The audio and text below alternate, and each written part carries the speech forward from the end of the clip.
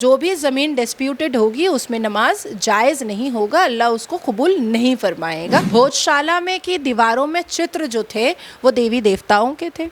भोजशाला में माँ सरस्वती की पूजा होती थी।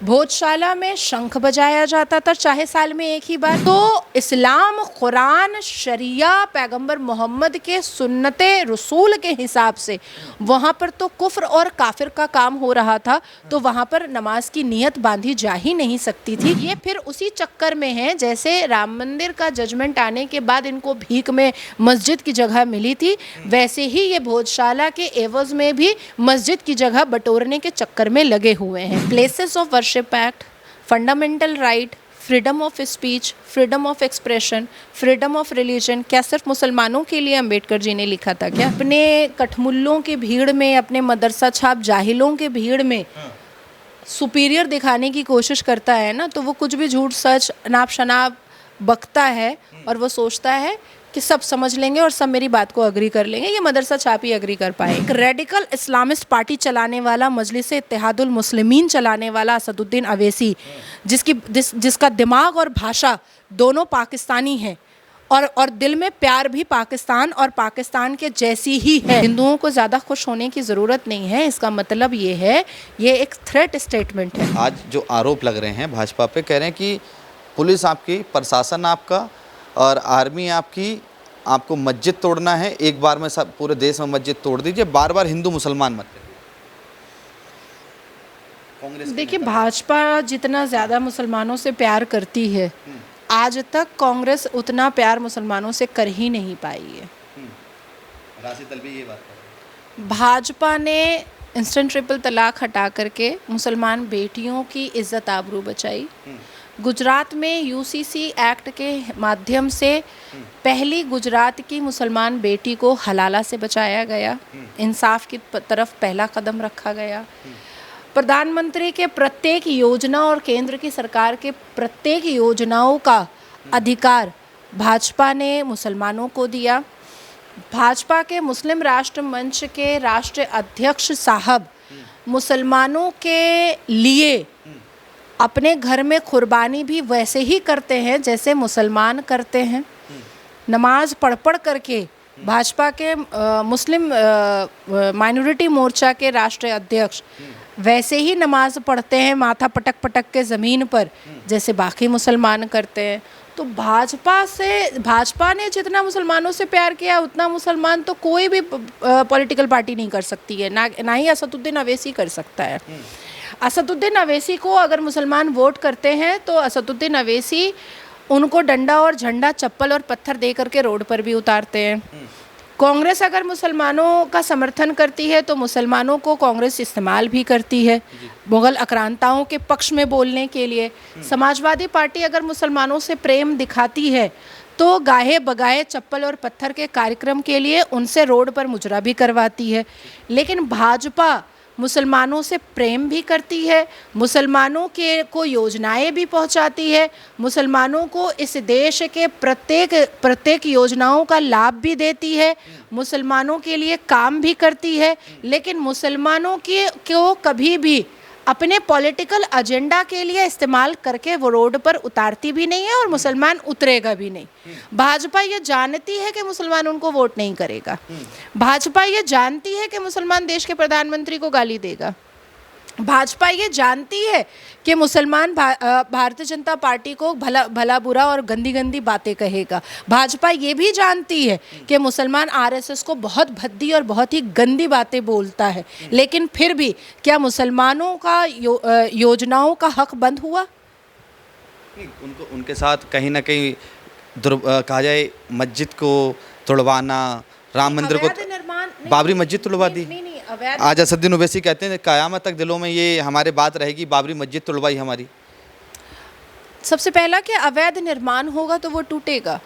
हर एक राज्य सरकार में जब वो राज्य सरकार होता है तो उसके अंडर एक क्वासी गवर्नमेंट होता है जिसको कॉरपोरेशन कहते हैं, जिसको नगर निगम कहते हैं, और उसके जो एक्ट रूल रेगुलेशन बनते हैं उसमें अवैध निर्माणों के लिए बज़ाब्ते रूल एक्ट और सेक्शंस होते हैं, और उसको मद्देनज़र रखते हुए अवैध निर्माण जो होते हैं, वो मंदिर हो मस्जिद हो, जब उस पर नोटिस इशू होता है तो वो निर्माण को ध्वस्त किया जाता है, डेमोलिश किया जाता है, उस पर बुलडोज़र चलता है।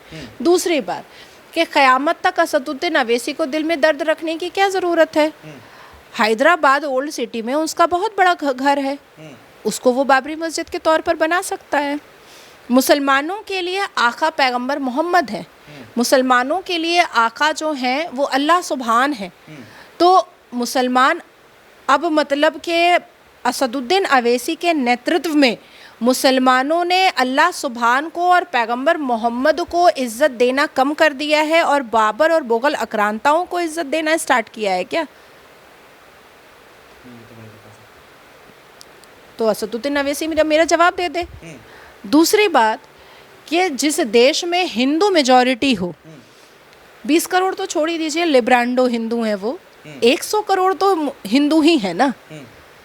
तो हिंदू मेजॉरिटी के देश में हिंदुओं ने सालों साल डेकेड टू डेकेड इंतज़ार किया सर्वोच्च न्यायपालिका के जजमेंट का, और जब सर्वोच्च न्यायपालिका का जजमेंट आया तभी राम मंदिर बनी, और साथ ही साथ एवज़ में मुसलमानों को जगह भी मिली कि वो अपनी मस्जिद भी बना सकते हैं। अब वो बाबरी मस्जिद बनाए, मुग़ल मस्जिद बनाए, असदुद्दीन अवैसी, कासिम रिजवी, रज़ाकारी, पाकिस्तानी मुखबिर के नाम से मस्जिद बना दे, हमें कोई लेना देना नहीं है, हमें कोई मतलब नहीं है। रही बात भोजशाला की, हदीसें इस बात को बताती हैं, पैगंबर मोहम्मद सल्लल्लाहु अलैहि वसल्लम की सुन्नतें और उनकी पेशन गोइयाँ और उनकी बातों से ये पता चलता है, इस्लामिक किताबों से ये पता चलता है, कुरानिक बातों से ये पता चलता है कि जिस ज़मीन पर डिस्प्यूट हो उस ज़मीन पर नमाज जायज़ नहीं है। मगर वहाँ कह रहे हैं ये कलाम मस्जिद है। Let me complete.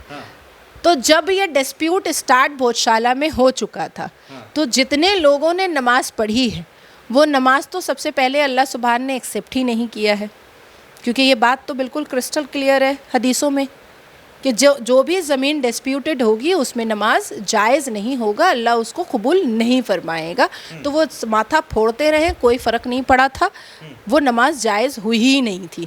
दूसरी बात कि जिस जगह पर मूर्तियों का चित्र, जिस जगह पर पूजा पद्धति का शोरगुल, जिस जगह पर पूजा और आराधना, भजन, कीर्तन, शंख और मंदिर के घंटियों की आवाज़ हो, वहाँ पर कुरान की आयतों को बोल करके और नमाज का तहलीमा बांधा ही नहीं जा सकता है, क्योंकि वो जगह अपवित्र होती है इस्लामिक तरीक़े से, वो जगह कुफ्र और काफिरों की होती है। इसलिए वहाँ पर कुरान की आयतें पढ़ करके नमाज और नमाज की नीयत का तहलीमा नहीं बांधा जा सकता है। भोजशाला में की दीवारों में चित्र जो थे वो देवी देवताओं के थे। भोजशाला में माँ सरस्वती की पूजा होती थी। भोजशाला में शंख बजाया जाता था, चाहे साल में एक ही बार। भोजशाला में साल में एक बार भजन कीर्तन होता था। भोजशाला में कपूर जलता था। भोजशाला में मंदिर की घंटियाँ चलती थी।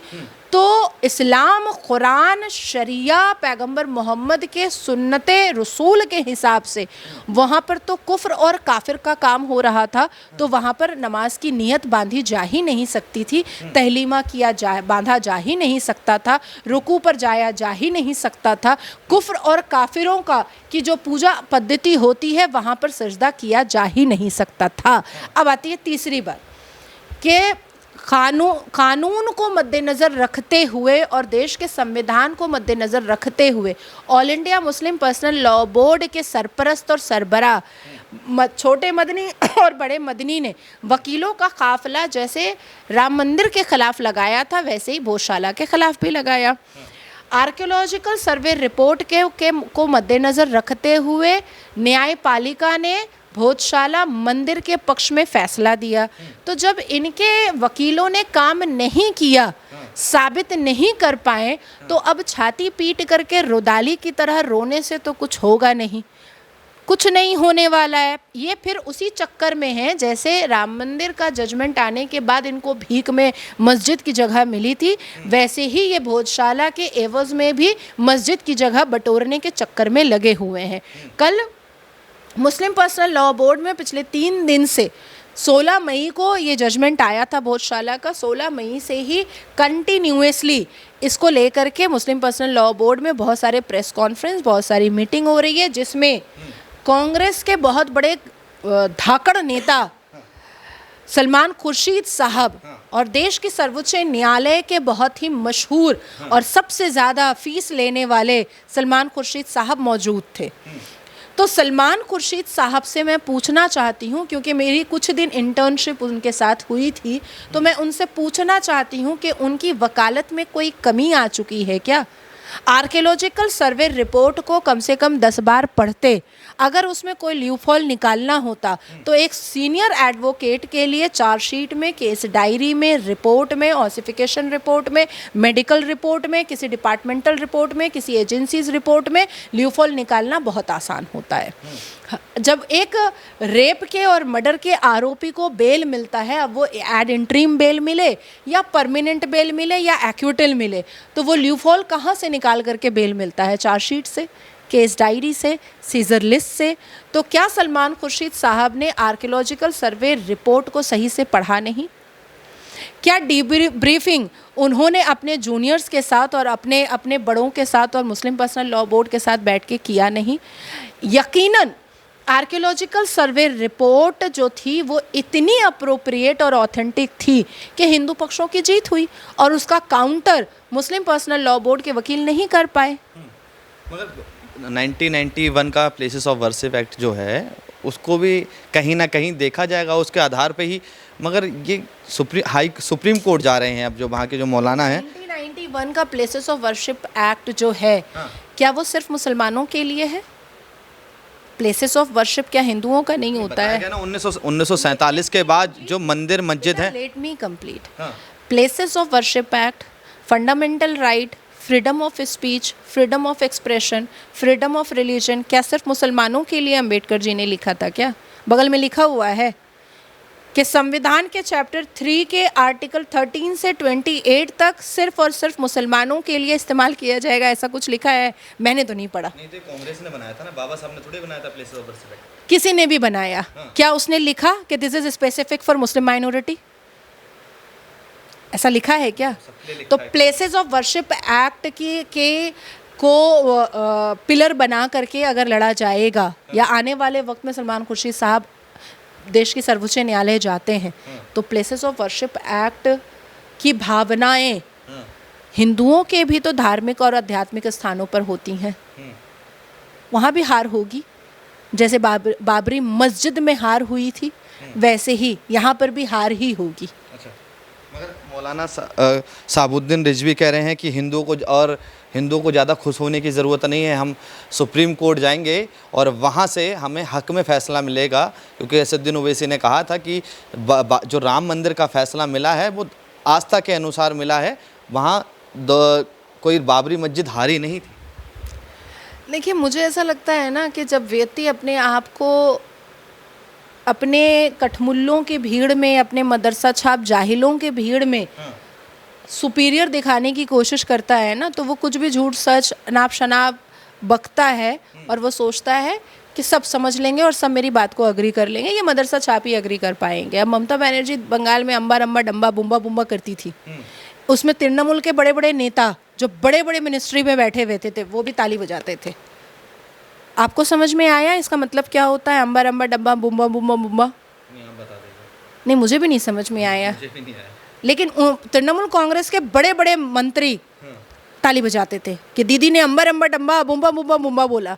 तो उसी तरीके से रज़ाकारी फ़ौज का आखिरी चश्मो चिराग, पाकिस्तानी मुखबिरों का सरबरा और सरपरस्त असदुद्दीन अवैसी, एक रेडिकल इस्लामिस्ट पार्टी चलाने वाला, मजलिस इत्तेहादुल मुस्लिमीन चलाने वाला असदुद्दीन अवैसी, जिसका दिमाग और भाषा दोनों पाकिस्तानी हैं और दिल में प्यार भी पाकिस्तान और पाकिस्तान के जैसी ही है भरी हुई, अगर वो ये कहता है कि हम हारे नहीं हैं तो ठीक है, खुश रहो इसी में। दूसरी बात कि आपने एक मौलाना का नाम और लिया कि हिंदुओं को,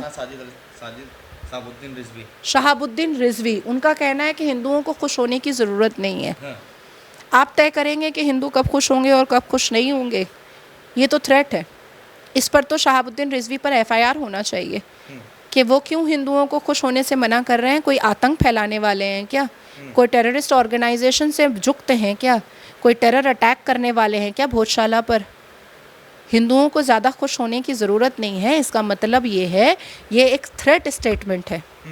थ्रेट स्टेटमेंट को इन्वेस्टिगेट करना चाहिए और तुरंत मौलाना शहाबुद्दीन रिजवी को अरेस्ट करके पूछना चाहिए कि किस टेरर ऑर्गेनाइजेशन से आपकी बातचीत चल रही है आतंक फैलाने के लिए और देश के कानून व्यवस्था का ताना बाना बिगाड़ने के लिए।